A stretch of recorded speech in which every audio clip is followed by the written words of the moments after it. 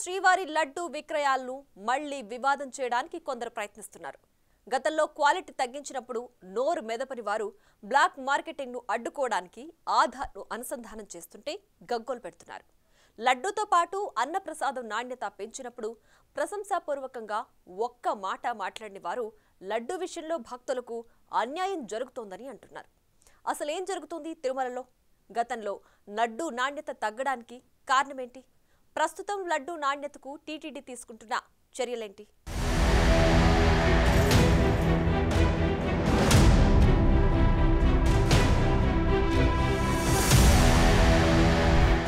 తిరుమల శ్రీవారి దర్శనం తరువాత భక్తులకు అత్యంత ప్రియమైంది తిరుమల శ్రీవారి లడ్డూ ప్రసాదం. సామాన్యుడి నుంచి ధనవంతుడు, పిల్లల నుంచి ముదుసలి వరకు అందరూ లడ్డూను అత్యంత ఇష్టంగా తింటారు. ఇక్కడ మతాలతో కులాలతో సంబంధం లేదు. ప్రతి ఒక్కరూ ఇష్టంగా లడ్డూ ప్రసాదాన్ని ఆస్వాదిస్తుంటారు. అయితే అలాంటి లడ్డూను వివాదంగా మార్చి లబ్ధి పొందాలని కొందరు చూస్తున్నారు. దాని వెనుక ఉన్న హస్తం ఎవరిదో కూడా ఇప్పుడు బయటపడుతుంది.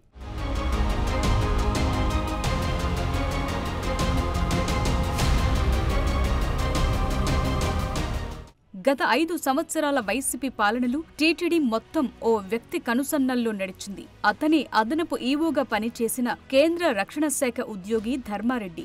ఈవోలు, పాలక మండలి చైర్మన్ల కంటే ఆయన పెత్తనమే ఎక్కువ నడిచింది. తన హయాంలో భక్తులను పూచిక పుల్లలాగా చూశాడు. భక్తులకు అందే అన్ని సౌకర్యాలను కట్ చేశాడు. అప్పుడు కనీసం ఎవ్వరూ ఆయన్ను ఇదేంటని ప్రశ్నించలేదు. పైగా 100 మాగాదుల్లా భజన చేశారు.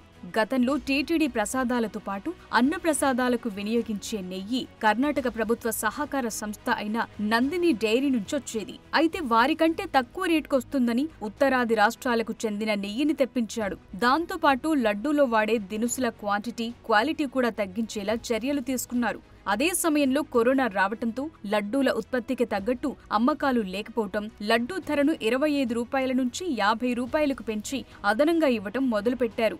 నాణ్యత తగ్గించడంతో పాటు రేటు పెంచి లడ్డూలను విరివిగా సరఫరా చేశామని గొప్పలు చెప్పుకున్నారు. అదే సమయంలో క్వాలిటీ గురించి ప్రశ్నించిన వారిపై కేసులు పెట్టడంతో పాటు అలాంటి వారి సొంత ఊర్లకు పోయి వారితో అంతా బానే ఉన్నట్లు చెప్పిస్తూ వీడియోలు తీయించి మరీ పోస్టింగులు చేశారు.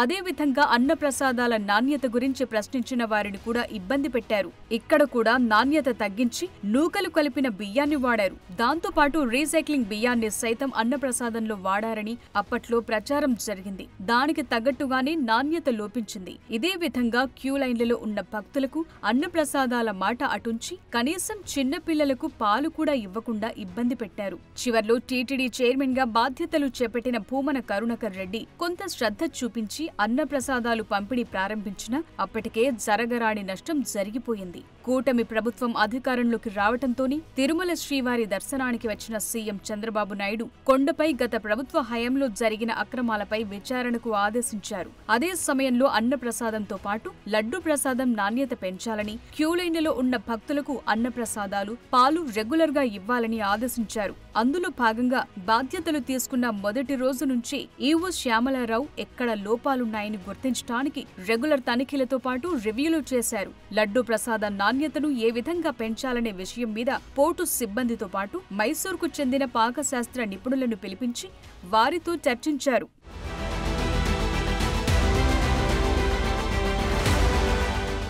ఈ సందర్భంగా పోర్టు సిబ్బందితో పాటు పాకశాస్త్ర నిపుణులతో పలు దఫాలుగా చర్చల తరువాత బయటపడ్డ విషయం ఏంటంటే లడ్డు ప్రసాదానికి వాడే నెయ్యి నాణ్యత లేదని తేల్చారు. నెయ్యి సరఫరా చేస్తున్న ఉత్తరాది డైరీలకు షోకాజులు పంపారు. అయినా ఫలితం శూన్యం. 70% నెయ్యిని సప్లై చేసే కంపెనీని బ్లాక్ లిస్టులో పెట్టారు.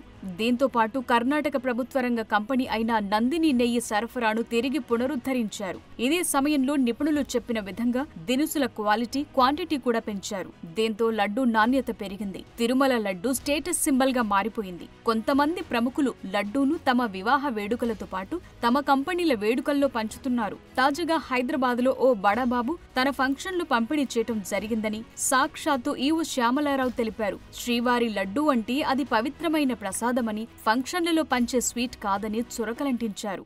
ఆశ్చర్యకరమైన విషయం ఏంటంటే కొన్ని పెద్ద పెద్ద పెళ్లిళ్లలో కూడా హైదరాబాద్లో హైటెక్స్లో జరుగుతున్న పెళ్ళిళ్ళు లాంటి పెద్ద పెద్ద పెళ్ళిళ్ళలో కూడా మనం దాన్ని ఒక స్టేటస్, తిరుపతి లడ్డూని ఒక స్టేటస్ సింబల్ లాగా ఉపయోగించి అన్ని లడ్డూలు పెట్టడం అనేది చూసి చాలా ఆశ్చర్యం కలుగుతుంది. ఇవి కూడా అబ్జర్వ్ చేసాం.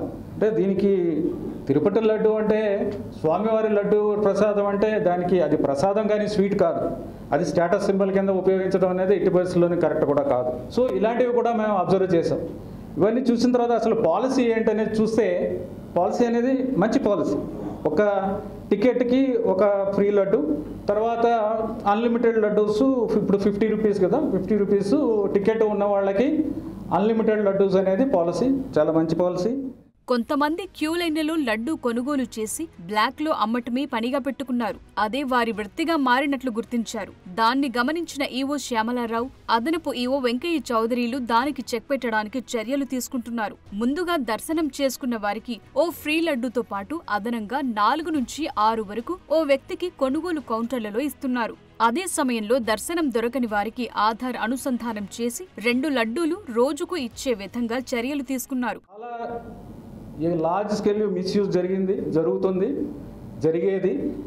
దీని వలన మేము అబ్జర్వ్ చేసిందంటే, ఒకసారి అడిషనల్ ఈవో గారు ఇక్కడే ఉంటారు కాబట్టి ఆయన కూడా అబ్జర్వ్ చేసిందంటే, సంచులు తీసుకెళ్తున్నారు కొంతమంది వచ్చి, సంచులు దర్శనాలు లేకుండా. అలాంటివి కూడా ప్రాక్టికల్గా చూసాం. అలాగే విజిలెన్స్ సైడ్ నుంచి కూడా వాళ్ళు కూడా అబ్జర్వ్ చేశారు. దీంట్లో చాలా మిస్యూజ్ జరుగుతుంది. దీనివల్ల ఏమైందంటే, ఒక నంబర్స్ విషయానికి వస్తే రోజుకి 3.5 లక్షల లడ్డూలు మేము ఈ లడ్డూ కౌంటర్స్ ద్వారా డిస్ట్రిబ్యూషన్ చేస్తే సుమారుగా 1,00,000 లడ్డూలు టోకెన్ లేని వాళ్ళకి వెళ్తున్నాయి. అంటే యావరేజ్గా పర్ పర్సన్ టోకెన్ లేని వాళ్ళకి 5 వెళ్తే, యావరేజ్గా టోకెన్ ఉన్న వాళ్ళకి, దర్శనం చేసుకున్న వాళ్ళకి 3 వెళ్తున్నాయి. దానివల్లనే సాధారణ భక్తులు ఇబ్బంది పడుతున్నారనే ఉద్దేశంతో ఈ పాలసీ ఏదైతే ఉందో ఆ పాలసీని ఇంప్లిమెంట్ చేయాలి అనే దాంతో ఆధార్ లింక్డ్ చేసాం. ఆధార్ పెట్టడం వల్ల ఆ పాలసీని స్ట్రిక్ట్గా ఇంప్లిమెంట్ చేయడానికి కుదిరింది. లేకపోతే ఏంటంటే పక్క కౌంటర్కి వెళ్ళి ఇంకో 2 తీసుకోవడం, పక్క కౌంటర్కి వెళ్ళి ఇంకోటి తీసుకోవడం అనేది జరుగుతుంది. యూట్యూబ్ వీడియోలు కూడా ఉన్నాయి. ఎలాగ తిరుపతికి వచ్చి, తిరుమలకు వచ్చి ఏ విధంగా లడ్డూలు ఎక్కువ తీసుకోవచ్చు అనేది కొన్ని వీడియోలు కూడా చూశాను. ఇంతకుముందు రాకముందు చూశాను, వచ్చిన తర్వాత కూడా చూశాను. సో ఎలా తీసుకోవచ్చు అనేది సిస్టంలో ఉన్న లూప్ హోల్ని అందరికీ తెలిసిందే, మరి ఎందుకు చేయలేదో తెలీదు. అయితే దీనిపై కొందరు లేనిపోని రచ్చ మొదలుపెట్టారు. భక్తులకు అన్యాయం జరుగుతోందని, లడ్డూపై రేషన్ పెట్టి అన్యాయం చేస్తున్నారని ప్రచారం మొదలుపెట్టారు. సోషల్ మీడియాతో పాటు కొన్ని మీడియా సంస్థల్లో టీటీడీకి వ్యతిరేకంగా ప్రచారం జరుగుతోంది. అయితే ఆధార్ అనుసంధానంపై ముందుగా ప్రకటించకుండా టీటీడీ అమలు చేయటం కొంత అయోమయానికి కారణమైందని తెలుస్తోంది. దానిపై ఈవో మాట్లాడుతూ, భక్తుల సౌకర్యార్థం కోసమే ఈ నిర్ణయం తీసుకున్నామంటూ ఆధార్ కార్డు అనుసంధానంపై దుష్ప్రచారాన్ని కొట్టిపడేశారు. ఒకటే ఇప్పుడు ఏంటంటే సిస్టంలో అలాంటిది ఏం లేదు. అది కూడా ఒకటే జరుగుతుంది. అంటే రోజుకి భక్తులకు కూడా రోజుకి 2 ఇస్తారు భక్తులకు కూడా అన్నట్టుగా విధంగా జరుగుతుంది. బట్ అలాంటి రిస్ట్రిక్షన్ ఏం లేదు. ఒకటే ఉద్దేశం అండి, ఎవరు కూడా దీన్ని కార్నర్ చేసి మొత్తం అంతా తమకే కావాలనేది సిస్టంలో ఉన్న లూప్ హోల్స్ని వెతికి పట్టుకుని దాన్ని 100 కొద్ది లడ్డూలు తమకే కావాలనుకున్న వాళ్ళకి కుదరదు.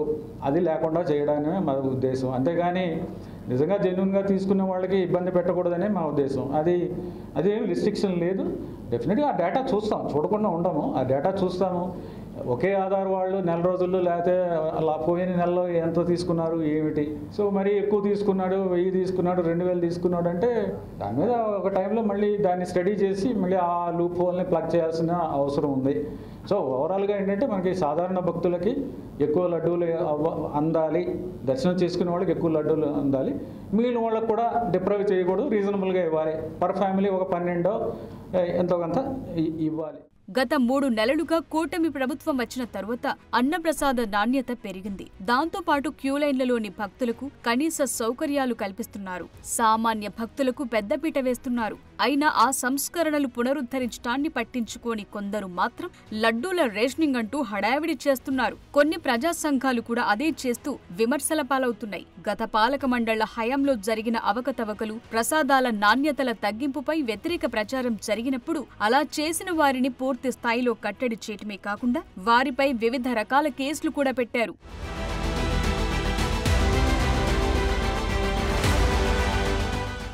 శ్రీవారి నిధుల గురించి సోషల్ మీడియాలో ప్రశ్నించిన ఓ జర్నలిస్టుపై అయితే ఏకంగా గంజాయి కేసు పెట్టారు. కానీ ప్రస్తుతం గాడిన పడుతున్న టీటీడీ పాలనపై మాత్రం విషం చిమ్మటానికి ప్రయత్నిస్తున్నారని కూటమి నేతలు అంటున్నారు. అధికారులు మాత్రం సీఎం చెప్పిన విధంగా సామాన్య భక్తులకు తాము పీట వేస్తున్నామని చెప్తున్నారు. అదలా ఉంటే గాడి తప్పిన వ్యవస్థలను తిరిగి ట్రాక్లో పెడుతున్నామంటున్న ప్రభుత్వ పెద్దలు ఎవరిపై కక్షపూరిత చర్యలొద్దంటున్నారు. అది అలసుగా తీసుకునే కొండపై కొందరు ఇప్పుడు ఇష్టానుసారం తప్పుడు ప్రచారాలు చేస్తున్నారన్న అభిప్రాయం వ్యక్తమవుతోంది.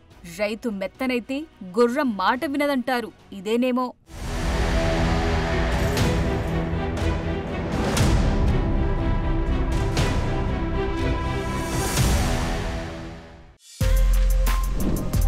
For more videos like this, subscribe Big TV channel.